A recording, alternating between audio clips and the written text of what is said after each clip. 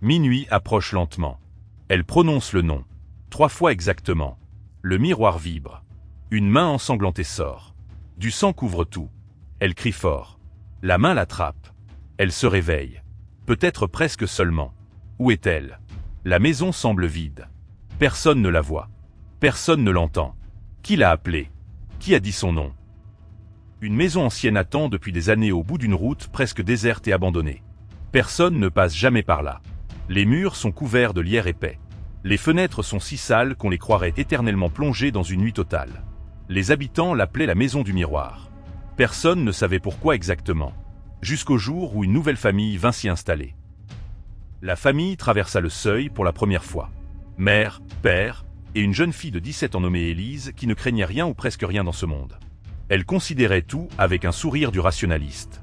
Pour elle, les bruits avaient des explications, les portes s'ouvraient naturellement, les ombres n'étaient que des reflets. Mais dès cette première nuit, quelque chose changea. Quelque chose d'imperceptible mais réel. 3 pas résonnent. Puis 2. Puis un dernier seulement.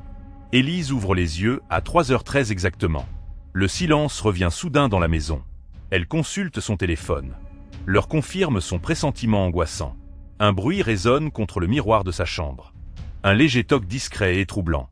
Elle regarde vers la glace, mais voit uniquement son propre reflet apeuré.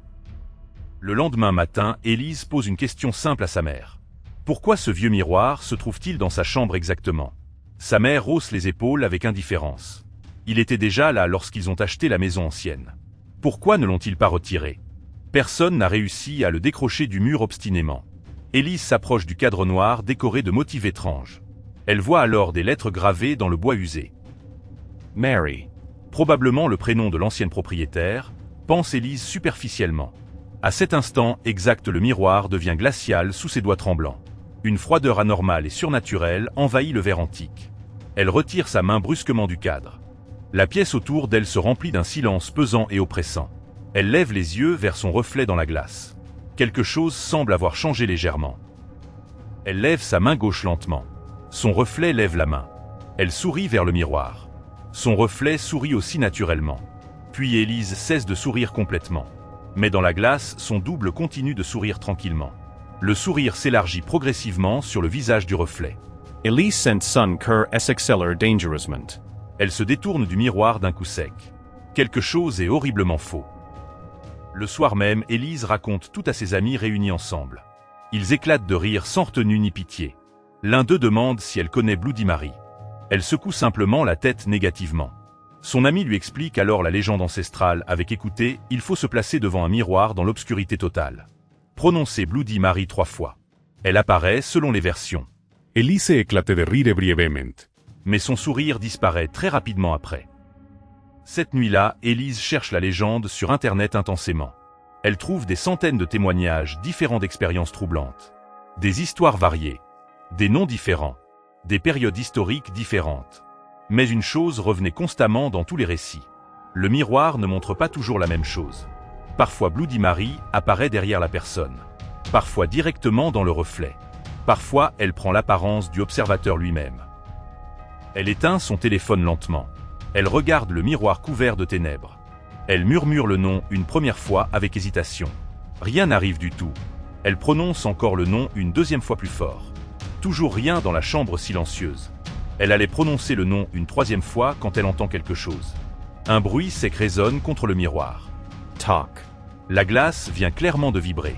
Elise recula terrorisée instantanément. Puis une voix presque inaudible murmure exactement derrière son épaule gauche. Encore. Un seul mot glacial. Élise se retourne brutalement, mais personne n'est là derrière elle. Elle allume la lumière immédiatement. La chambre est complètement vide. Elle vérifie la porte. Toujours fermée. Elle regarde sous le lit. Rien du tout. Elle finit par se convaincre qu'elle a imaginé cette voix terrible. À 3h13, elle se réveille à nouveau sans raison. Cette fois, elle n'entend pas des pas résonnants dans le couloir. Elle entend quelqu'un respirer. Lentement. Juste derrière elle. Élise reste immobile complètement. Elle n'ose pas se retourner du tout. La respiration continue rythmiquement derrière elle. Puis soudainement, c'est le silence absolu. Elle ouvre les yeux précautionneusement. Son reflet dans le miroir est debout, alors qu'elle est toujours couchée. Dans le miroir, son double se tient debout complètement immobile. Elle est toujours couchée sous les couvertures.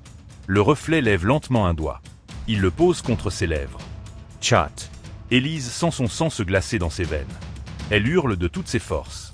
Sa mère entre dans la chambre en courant. La lumière s'allume soudain. Le miroir est normal maintenant.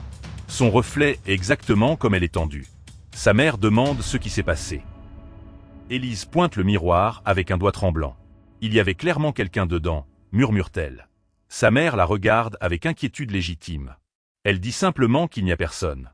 Élise essaie d'expliquer, mais sa mère ne croit pas son histoire étrange.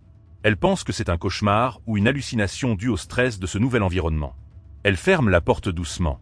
Élise reste seule avec le miroir. Elle ne dormit plus cette nuit-là. Le lendemain, Élise retourna voir ses amis réunis ensemble. Elle leur raconta absolument tout ce qui s'était passé. L'ami qui lui avait parlé de Bloody Mary ne riait plus du tout. Il devint soudainement très sérieux. Il demanda si elle avait réellement prononcé son nom. Élise hésita avant de répondre 2 fois. Il secoua lentement la tête négativement. « Non, dit-il. C'est impossible. C'est mauvais. » Il lui expliqua quelque chose d'important.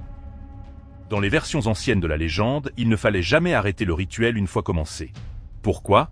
Parce que Bloody Mary serait invitée. Et une invitation ne pouvait jamais être retirée une fois donnée.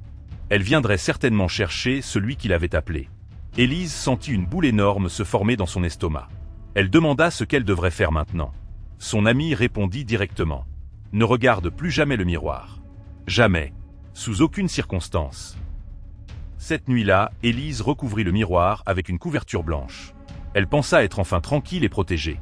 Vers minuit, elle entendit un bruit étrange. Scratch. Quelque chose frottait contre le mur. Elle se leva immédiatement. La couverture était toujours en place solidement. Puis elle entendit à nouveau. Scratch. Scratch. Scratch. Élise s'approcha lentement du miroir recouvert. Elle retira doucement la couverture. Le miroir montrait quelque chose d'horrible. Dans la glace, elle ne voyait plus sa chambre derrière elle. Elle voyait un couloir. Un très long couloir sans fin. Une femme se tenait debout au bout dans la pénombre. Élise recula de plusieurs pas rapidement. La femme portait une robe blanche très longue. Ses cheveux noirs couvraient complètement son visage. Élise murmura une question. « Qui êtes-vous » La femme releva lentement la tête. Et même à travers le miroir, Élise comprit qu'elle souriait. La femme dans le miroir leva lentement sa main droite. Elle désigna Élise directement du doigt. Elle prononça 3 mots glaciaux qui glaçaient le sang. « Tu m'as appelé » Le miroir commença à se fissurer immédiatement. Des lignes blanches zébraient la surface vitrée. Élise hurla et tomba brutalement au sol. Lorsque sa mère arriva dans la chambre, le miroir était intact à nouveau. Mais sur la surface de la glace, quelqu'un avait écrit. Sur le miroir était écrit avec quelque chose qui ressemblait à du sang, le chiffre 1. Le lendemain, un 2e chiffre apparut. Puis le 3e jour, un autre. Élise comprit alors quelque chose d'essentiel et terrifiant. Le chiffre ne comptait pas les jours normalement. Il comptait les nuits. Et au-dessus était écrit le nombre 13. 13 nuits avant quelque chose d'horrible. 13 nuits avant que Bloody Mary vienne. 13 nuits avant qu'elle prenne ce qu'elle voulait. La 12e nuit, Élise dormit chez une amie. Elle pensait être enfin en sécurité loin de la maison. Mais à 3h13, elle se réveilla soudainement. Quelqu'un se tenait debout au pied du lit. Une femme. Cheveux noirs longs. Robe blanche. Visage caché. Elise volut crier. Aucun son ne sortit de sa gorge. La femme leva lentement sa tête. Elle murmura quelque chose. « Tu ne peux pas fuir un miroir. » Elise se reveía soudainement. C'était un cauchemar. Elle était toujours chez son amie. Elle regarda autour de la chambre. Il n'y avait aucun miroir du tout nulle part. Aucun reflet possible. Mais puis elle baissa les yeux vers son téléphone éteint. L'écran était noir. Puis elle vit son reflet dedans. Elle vit aussi quelque chose derrière elle. Une silhouette. Dans la chambre d'amis. Élise sentit son cœur s'arrêter complètement. La 13e nuit arriva, enfin après 12 nuits terribles. Élise retourna chez elle. Elle savait qu'elle devait affronter ce qui était dans le miroir. À minuit précis, elle entra dans sa chambre. La lumière s'éteignit complètement.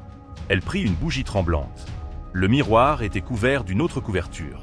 Elise retira lentement la couverture. La glace était totalement noire et opaque. Puis elle s'approcha et prononça le nom fatidique. « Bloody Mary » murmura-t-elle très bas. « Rien. »« Bloody Mary » répéta-t-elle plus fort. Un souffle froid traversa la chambre. « Bloody Mary » prononça-t-elle une 3e fois. La flamme s'éteignit instantanément. L'obscurité totale envahit la pièce. Dans le noir absolu, quelqu'un rit lentement. Élise entendit alors une voix juste derrière elle. Enfin. Elise hurla. Elle se retourna, mais la chambre était vide. Élise regarda le miroir. Une silhouette se trouvait désormais directement derrière son reflet. La femme s'approcha lentement. Un pas, puis un deuxième, puis un troisième.